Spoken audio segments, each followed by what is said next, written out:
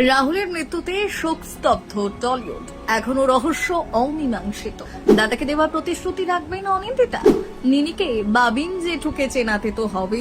রাহুলকে ঘিরে আবেগ ঘন খোলা চিঠি, ভেঙে পড়লেন কাছের মানুষেরা। রাহুলের মৃত্যুর শোক এখনো তাজা। প্রায় এক সপ্তাহ কেটে গেলেও তার চলে যাওয়ার রহস্য স্পষ্ট নয়। এই আকস্মিক ঘটনায় সবচেয়ে বেশি ভেঙে পড়েছেন তার কাছের মানুষেরা।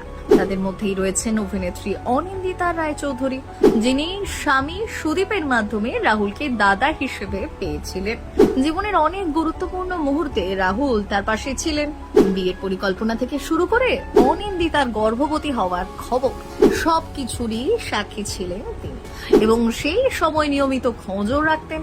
আউটডোর থেকে ফিরে অনিন্দিতার মেয়ে নিনির সঙ্গে দেখা করার কথা থাকলেও তা আর সম্ভব হয়নি।